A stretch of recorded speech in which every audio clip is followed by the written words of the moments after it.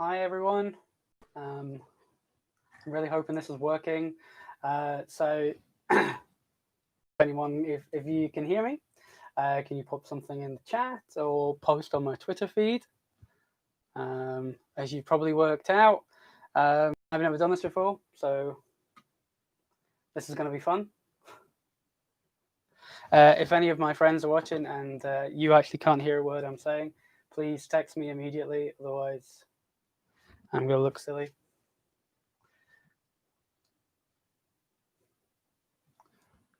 Just wait for call people to log in. Those of you who are here, thank you very much for joining in. Really excited.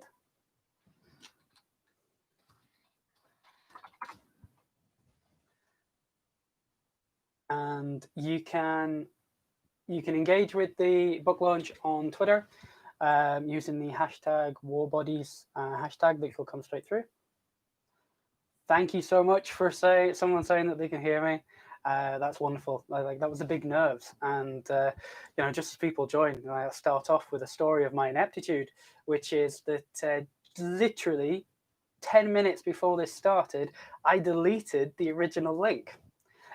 So then had to set it up from scratch, which has been a really wonderful and tense moment. So there we go. So right. We're off, and so welcome world to my office. For those of you who don't know, and if you're watching this and you don't know who I am, I have no idea why you're watching it. I'm Dr. Simon Harold Walker. I use the Harold, namely because there are other Simon Walkers on the internet, and they are a lot more famous and a lot more impressive than I am. So to try and be different, the Harold is in there.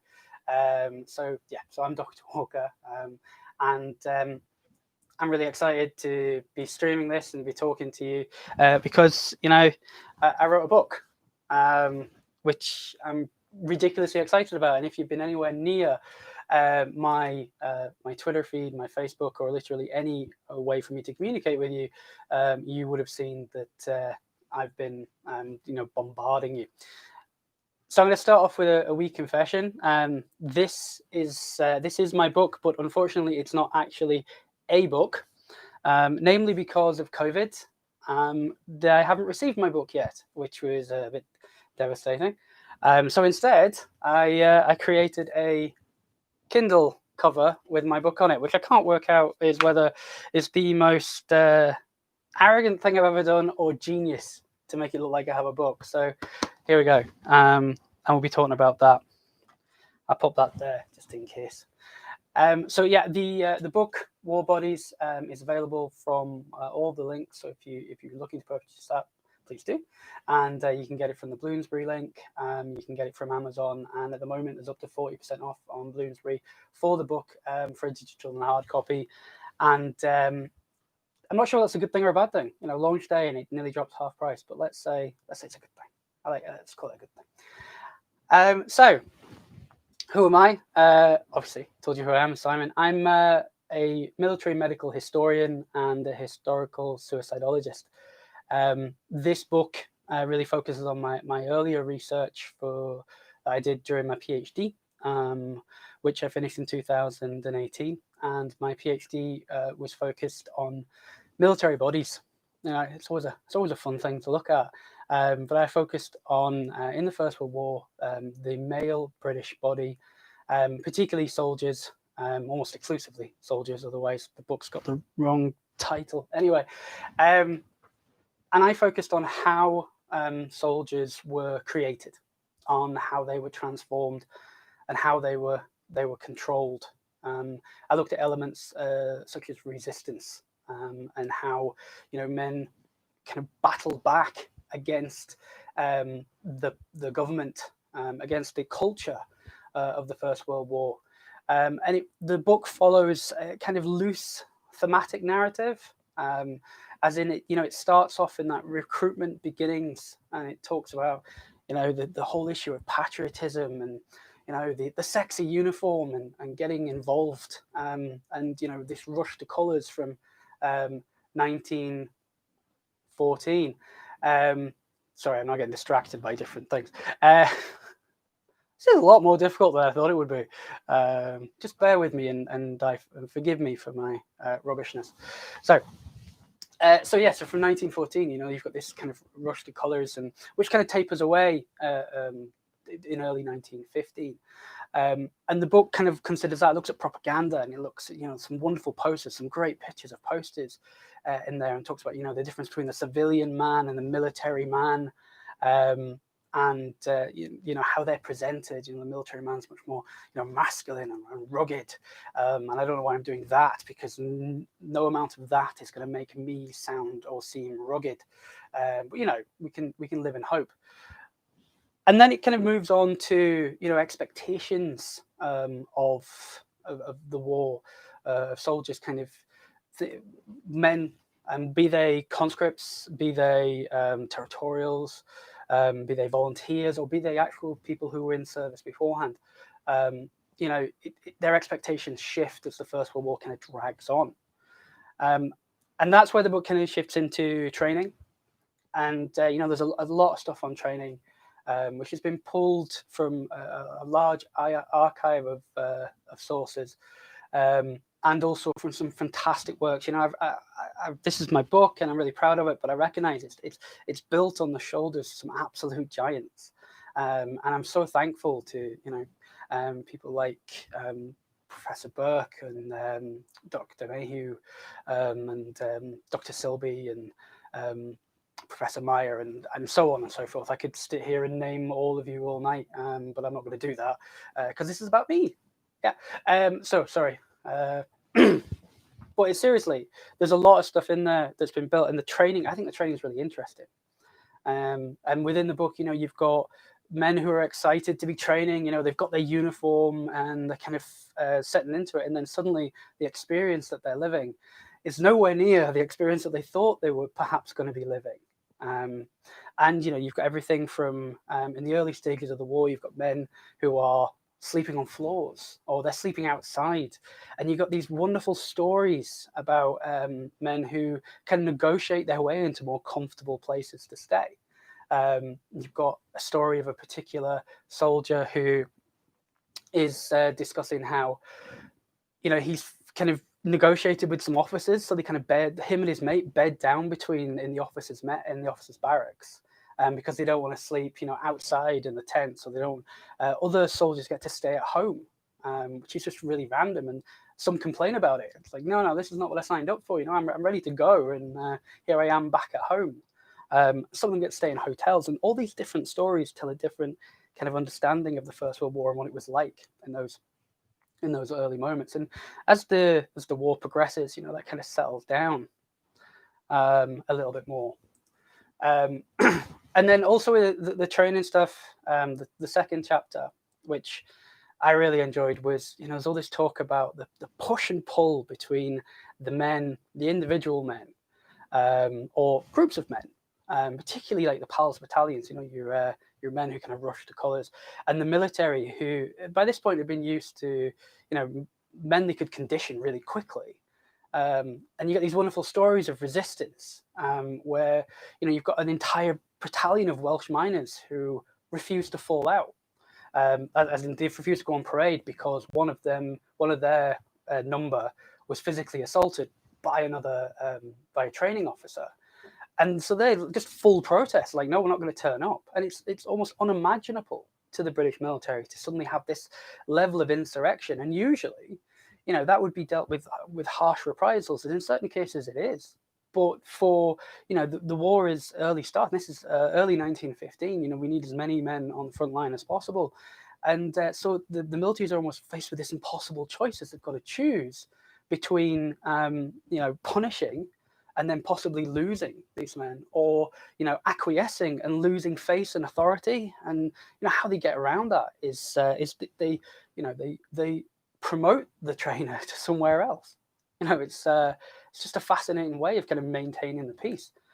And there's loads of discussions within my book about this. There's Private Roberts, who he talks about the food. Everyone talks about the food.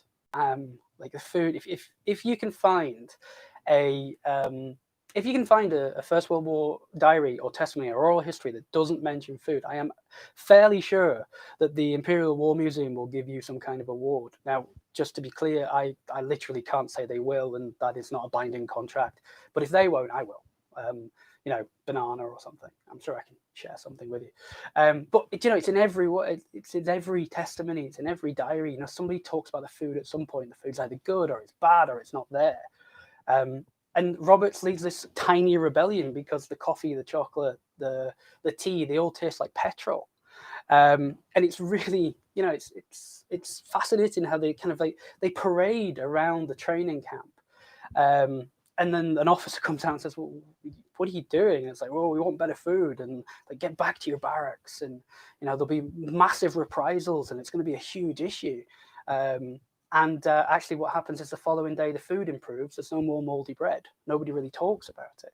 So this kind of fine line between, you know, making soldiers and forming soldiers, but also kind of keeping them happy, and it's so unique to the First World War, at least in that time period, that it makes for really interesting reading, and that's a huge part of it. And then we move on to like active service. So in the book, it moves on to active service, and I split the difference between, you know, like frontline kind of combat and active service because in many cases there's a huge difference between the two.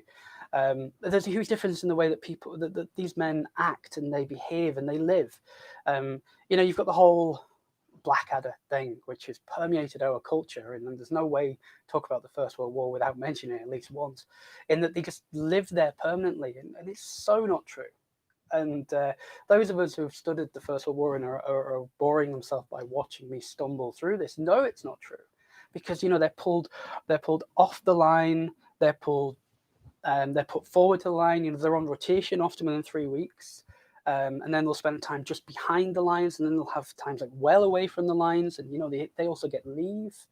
You know, they're not stuck there for 4 years. I mean, that doesn't mean that there aren't certain men and certain times where men are stuck there for extended periods, and you know there's discussions in the book about, you know, the impact on mental health and the rise of shell shock and men's desperation, and we'll come to that a little bit in the future. But focusing on that kind of shift, when they're on active service, they're soldiers, they're out of training, so their level of how should we say supervision is somewhat a little bit lacking in certain places, and you get these wonderful stories and depictions of men like kind of going into the meat grinder of training and then coming out the other side. You know, they're ready for war if they're lucky. They're ready for war. In a lot of cases, men weren't ready for war, but you know they're ready. They come out, and then suddenly they're on the front lines, and they've got a little bit more freedom. And this is where they start to act out.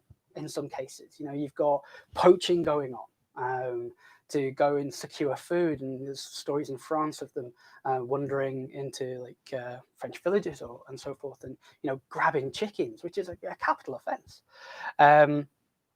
We've also got cases of, you know, they're off to places like brothels. They're off getting drunk. They have these wonderful mini adventures, and they're very fortifying. Especially for a lot of men who, you know, there's this underlying aspect of masculinity that they have to. I don't know why I'm doing that. Like, I don't think is masculinity a wave? I don't know. Put it in the comments. But you know, there's this underlying aspect of masculinity that, you know, that they're telling we have to go and have sex with well, anyone, prostitutes, and then other people, they're telling them not to. And while they're on active service, but while they're not on the front line, you get this kind of mishmash of rules and regulations and things that they should be doing and aren't, or things that they are doing and shouldn't. And sometimes those two things conflict, and it creates a kind of paradox for many men who they start to pick and choose what rules they should be following, or in kind of other cases, the rules are kind of picked for them. So it's to what extent are they going to be able to get away with? And there's a whole dynamic and array of things there. But instead of me giving you the entire plot of the book, you can read that bit because it's fun. And then we get to the active combat. And with active combat, this is very much the history that you'd probably, those of you who aren't studying this is the history you're aware of. The front lines, the bombs, the blood, the bandages, the wounds, the death. You've got, and all those stories are here, and all those discussions are here, but it really focuses on how the British military body reacts to that experience. One of the things that I approach in the book is talking about the impact of adrenaline, and how, for some men, the fear freezes them. It renders their body completely immobile. It stops them from either going over the top, or they've got this issue with knowing if they can display their fear, whether they can actually, whether it's okay to show that you're frightened. And you've got these questions and stories of men who cry before they go over, but often in the oral histories, it's always someone else has cried, or someone else was upset, whereas you get this kind of stoic response, which is can be factored to military masculinity. But within the diaries, you sometimes get a little bit more honesty, or not honesty, because that's not fair, but maybe a little bit more kind of in-depth look and how people are feeling. And there's one particular soldier who said, before the whistle went, the butterflies are in my stomach is just churning, I'm absolutely terrified, he's sweating, and he's almost in bits, but as soon as the whistle goes and they're over the top, the fear just deserts him. And you've got this kind of purpose, this not tranquility, but he manages to retake control of his body, and he's got a goal ahead of him, and that kind of dispenses with his fear. But on the other side of the equation, and this is one of the things that's kind of wonderful about the First World War, is there's just all these different individual examples of unique experiences. On the other side of the coin, you've got men who they can't get over the top, for many reasons, or they fall to pieces, and this is where you get these kind of restrictions of shell shock, or you've got men who just can't move, and you've got the impacts of mental health, and then you've got, obviously within the combat chapter, also you've factored in medicine, because only half of it is going out. Some of them are coming back, and unfortunately not all of them are. And then we start talking in the book, not me, I wrote it, but in the book we start talking about, the Royal Army Medical Corps. Now, I'm a massive fan of the RAMC. I've written other articles on it, and some brilliant books out there on this by some of the people I've already mentioned. But what I'll do, by the way, is I will come to the questions. I'm going to stop talking in like 3 minutes, and I'll answer some questions, because I had a whole plan and I just lost it and just started talking, which, if anybody is sat in any of my classes, that's exactly what I do. So I'm super sorry, but I'm not sorry, because I'm enjoying this. So anyway, the RAMC, you're pulling people back off the line, and you've got, the stretcher bearers is something that's in the book, and it's been considered elsewhere as well. And that, the stretcher bearers aren't seen by many post First World War as proper heroes, but, you've got these wonderful stories, maybe wonderful, but these very kind of clear depicting stories of men with scars all over their hands. And you could tell they were the stretcher bearers, because the stretcher bearers would have to carry these split wooden poles with 14, 15 stone of man and kit on it, and it would split in the rain very quickly, so they'd wrap them in wire, and so their hands would be ruined. And yet they may be considered like members of the Army Service Corps, the RAMC, the Royal Chaplains. They're treated as maybe not proper soldiers, because they're not running around with a rifle in their hands. And that's in there, and that's an interesting point. And then the last chapter of the book is where we really start to look at the end, and there are 3 ways in which it really ends. You're coming out, and you demobilized at the end of the war, 1918. You wish 1919, hopefully 1920, probably 1921, hopefully not, and so on and so forth, because this process takes so long. Bear in mind that in 1919, Winston Churchill was booed by an entire regiment because they wanted to go home and they hadn't organized it.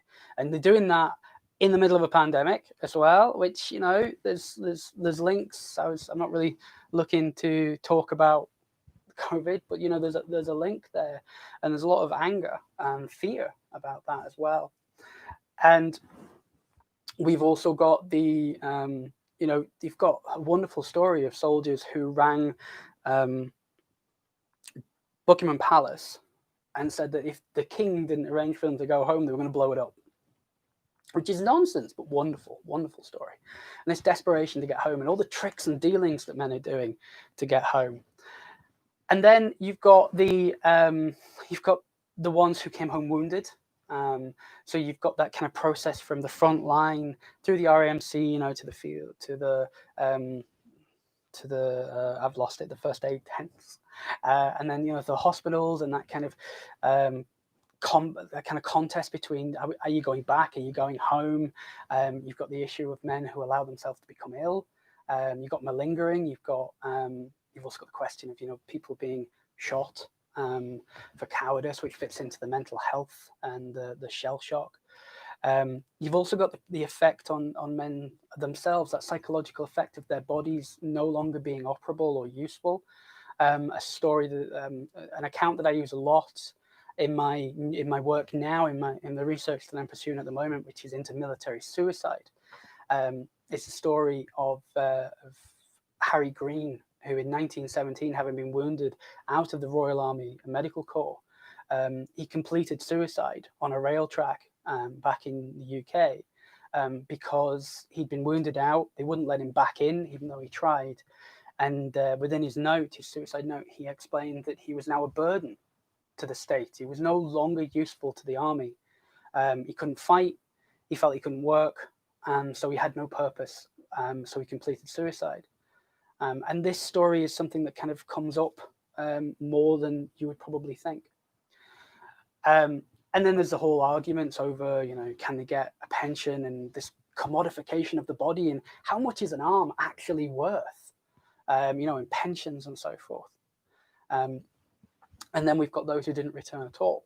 You know, everything from the early mass graves to the wonderful remembering of soldiers that goes on, and the amount of work that goes into from civilians and the government, and how that's continued today. And we had Remembrance Day recently, and how, you know, that's still, you know, really strong, this community of remembrance. But just how difficult it was to bury bodies, and the involvement of people like army chaplains, who, like the Reverend Crichton, who was being shot at while trying to conduct a funeral service, and how they stopped bringing bodies back. And there's a class issue there about not bringing bodies back to the UK because, you know, it's expensive. So for many people, and it's very difficult to think of, but, you know, that the last time they saw their brothers, husbands, sons, you know, they were off out the door with their uniform under their arm, and they just didn't come back. And that's something that permeates the book. That loss of body, that vacuum of the body. So that's an overview of the book, and if that hasn't encouraged you to read it, then I really don't know what will. So I'm going to run through some of the questions, if I may. I'm going to try and stop saying but I'm going to fail. So I'm going to go through the YouTube one first, the live chat. So we've got some sarcasm from some people, which is always fun. Some comments about Wales. And a question here about how far did class or rank affect ideas of masculinity? I mean, brilliant question. How long have we got? Like, not a lot of time at all. I see as the numbers start to dwindle. But, you know, within the book, there's this constant question of masculinity. You know, class affects the rank. In fact, the opening line of the book comes from a 19-year-old chap called who wrote in his letter to his mother that he you know, he was in an altogether different world, a different reality. And I used that as a kind of opening approach to the book. And he was 19 and went in straight as a lieutenant. And the reason he did that is because he went to Oxford.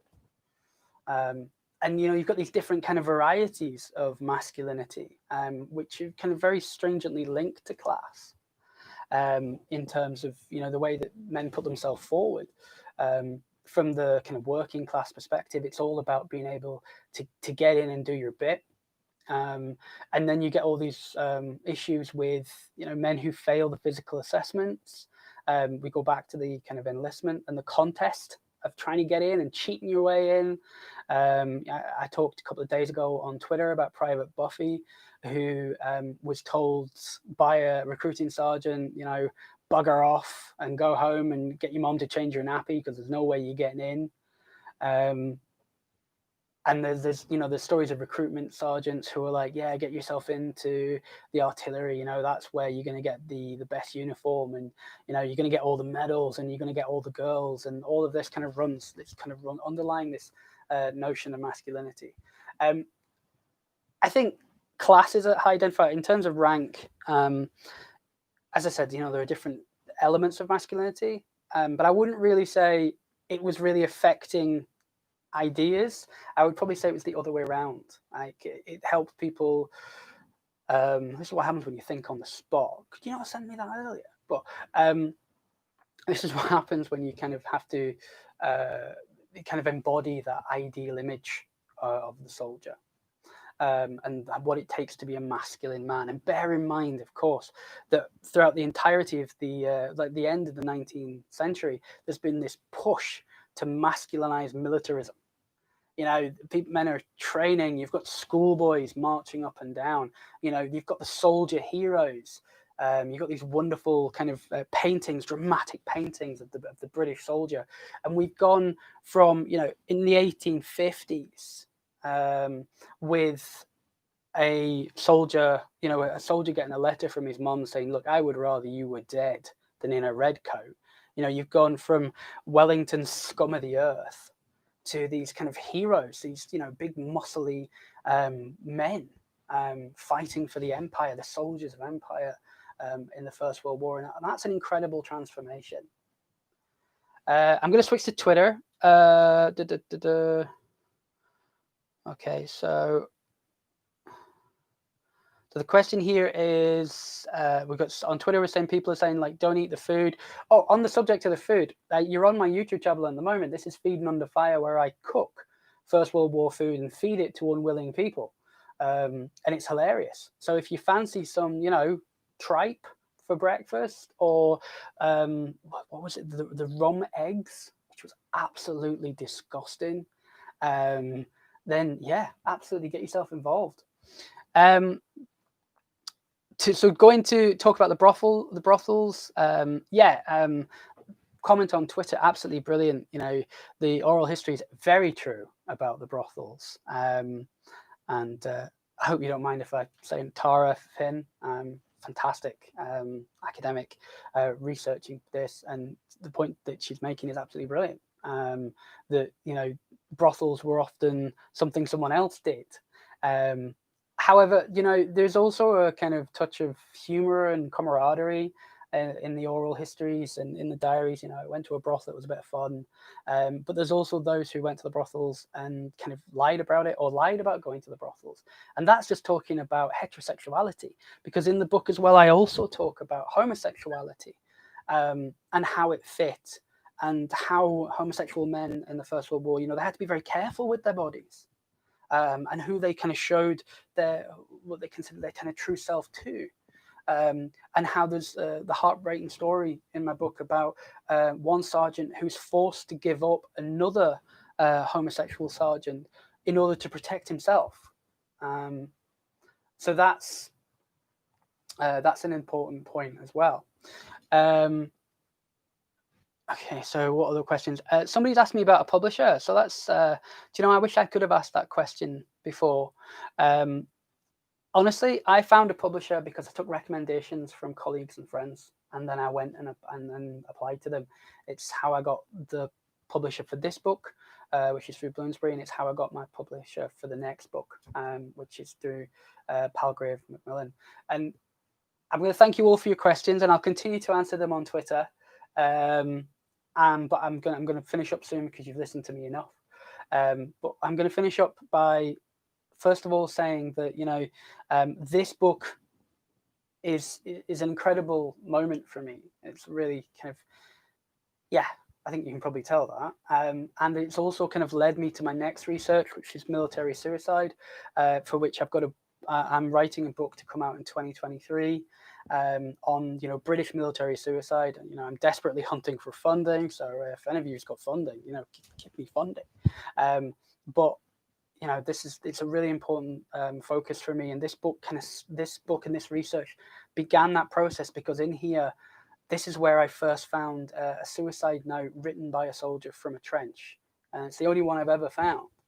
And that was a huge moment, because that just showed, the psychological impact for that particular individual who completed suicide. And I found more and more stories in the trenches, and then from the Second World War and up to modern day. And that's what I've been doing. And you can see my work on that in Time Magazine and Conversation and other works. So I hope you engage with that too.